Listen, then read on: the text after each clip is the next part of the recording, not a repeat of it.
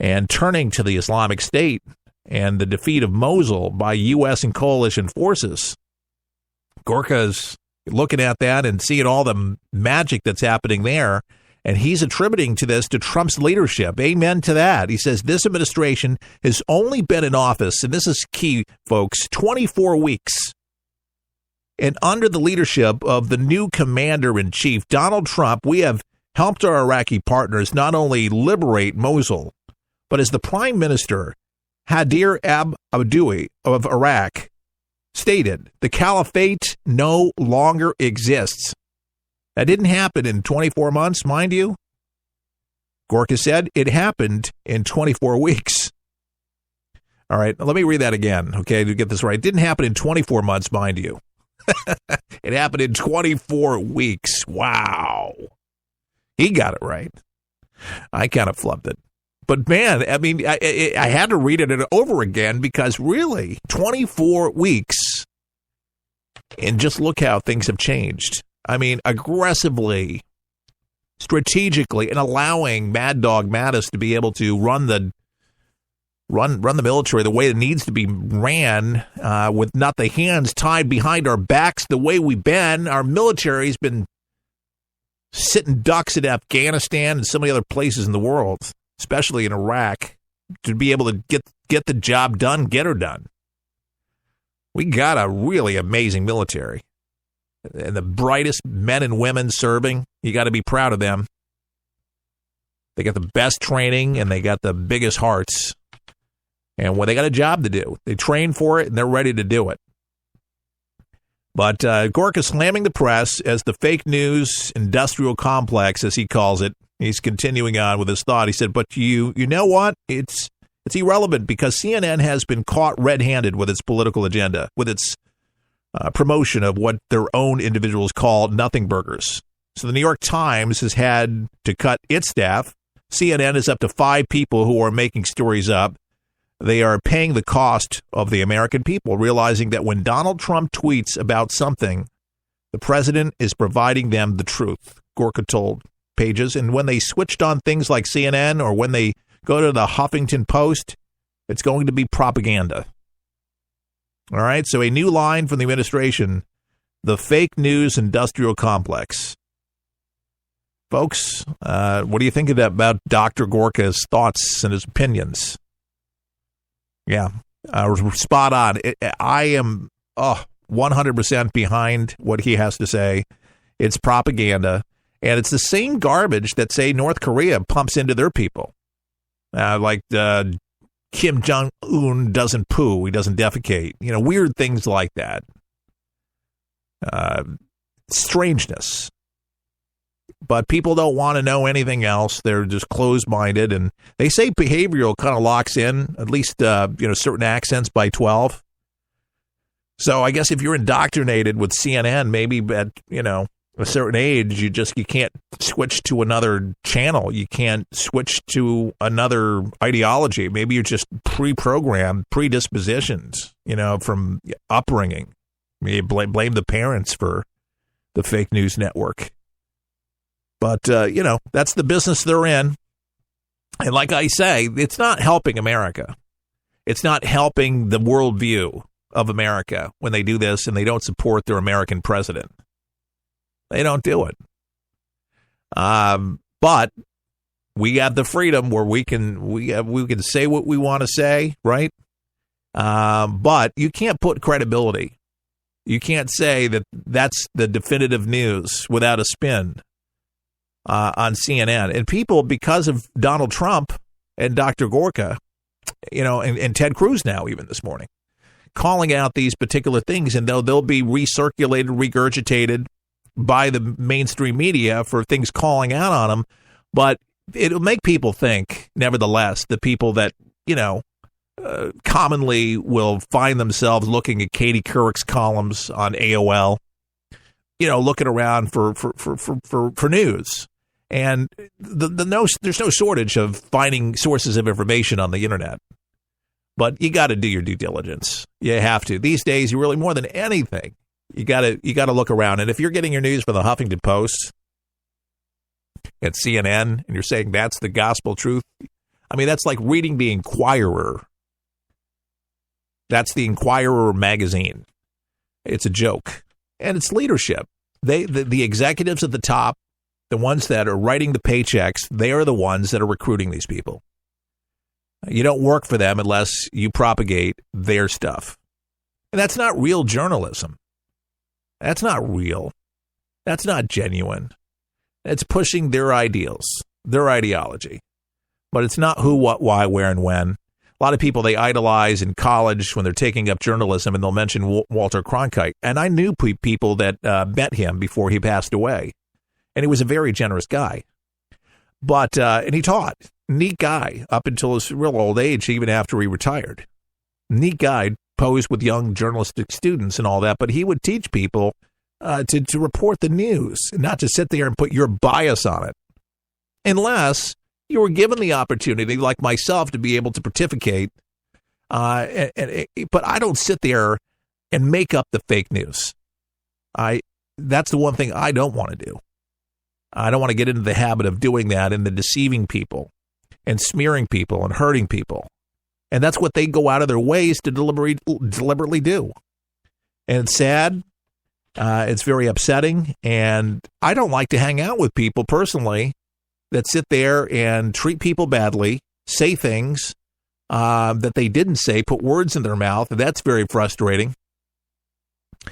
And then they have this opinion, that's formed.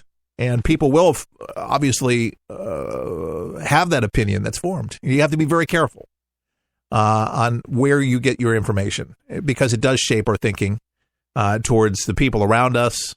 And a lot of us today, because of the political climate, we don't even talk these things to the person next to you or in the lunchroom or anything like that, because you're afraid, or you already just know that your boss is of the the political persuasion of CNN, and they just have CNN on there. You know not to go there. You don't have a Trump bumper sticker. You do well with an old Al Gore or Bernie Sanders bumper sticker hanging off your car. I was behind somebody the other day that had a Bernie Sanders one on there. I just kind of smiled to myself. It's all good, because there's portions of people's speeches that sound good and it'll resonate with them, but they don't get the full picture. To me, I'm a full picture kind of guy. I like to see everything, understand everything, so I can make an intelligent, informed decision before actually casting my vote for somebody. But that's just me. I'm not just a one-issue voter, two-issue voter. And some people, they'll just make it about one or two things, and that is it. And then they hang the person because they don't believe exactly the way they believe. You know how many friendships have been ruined over the years because of it? I can personally tell you that I've lost friendships for people that said, and they'll listen to a broadcast and they'll say, you're one of those. I can't be friends with you. I would lose my friend. If any of my friends knew that I socialize, I talk to you, no. I can't do that. That's against my values, And I'm like, what are your values? And you're shut down immediately. A lot of them because they don't know. They can't really articulate it much. They can't talk about it. And a lot of these folks, they don't even blush. They don't think anything about their behavior.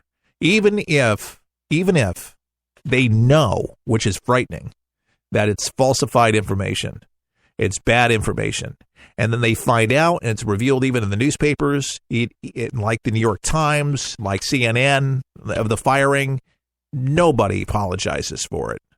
They're not going to take responsibility. They're not going to fess up. They're not going to do it because it'll make them look bad, right? And see, yeah, exactly. Taking responsibility is a good thing. All right, so hooray, Dr. Gorka. Thanks for doing a nice job. I think he's an amazing guy, and we'll probably have it back on the show sooner rather than later. We're gearing up to do some new things here as we're cranking things up through the summer, so stay tuned for some format adjustments as we'll be bringing on some people that matter. And we never just have a guest to have a guest. We get things thrown at us all the time. Have this person on. I'm like, just to have them on? Who is this person? How's this going to benefit the broadcast? There's so many topics, so many things that you can choose from. I'm like, I had some guy on a national news network. His name escapes me, and he was he was a good correspondent for someone, and he said, "It sounds like you're doing fine without me. I'm just going to sit back and listen." And I'm like, no, I want to include you. I had you on for a reason. He goes, "Oh, okay. What do you want to ask me?" And I had, questions that I wanted to ask him about something that he was talking about, some legislation. But anyway, it was just kind of fun listening to him. Yes, we can entertain ourselves, but you got to have a direction. And I suppose that's what we try to have each and every day. By the way, Jimmy Carter, out of the hospital, he's up in Canada, and he's still building houses at, 92 years of age, a little scare. I was like, oh, my God, did the guy die? I mean, he's up there. You don't know. I'm like, I hope he's okay. But this guy's doing something really worthwhile. And anytime that I can say something nice about post-presidency Jimmy Carter, I'm going to do it. Not a great president, but a great president afterwards. And he was just hospitalized yesterday for dehydration. He's in Canada, according to a spokesperson. And representatives for Carter and Habitat for Humanity said that he became dehydrated while volunteering at a home building project in Winnipeg. And he was taken to the hospital for rehydration as a precaution. And Carter spokesperson Deanna Congello said that he was discharged from St. Boniface General Hospital this morning, and then afterward, a devotion began, and they're back at work for Habitat for Humanity for the building project. What a nice thing. What a nice man. Rather have that thing going in my mind about Jimmy Carter and instead of failed policies. Maybe Barack Obama. Maybe he'll build houses for the poor. Doesn't seem very likely. Seems like he's stirring the pot. Seems like he's with the Michael Moore mantra and pointing fingers and meddling where he should meddle. And he's not done. This guy's going to try to be a thorn in Trump's side as much as he possibly can. But listen, Hollywood, Whoopi Goldberg, The View, Scarborough on CNN, all these loony leftists have tried to ruin, to wreck, and you would have thought that Trump would have been out already. Right after 24 weeks, he'd been impeached. Treason, Schumer said, let's get him for treason, that he would be gone. But no, our country's running. I am not afraid as an American to say, make America great. I tweeted this the other day. And I'm very proud to use that. We should all be proud to use that and not be embarrassed to use that. And if it's a Trumpism, it should be an Americanism. All right, folks? It should become an Americanism. We should be very thankful to live in the United States of America. We should all fly that flag. We should all love that flag. And we should respect that flag. Learn how to fly the flag. There are classes.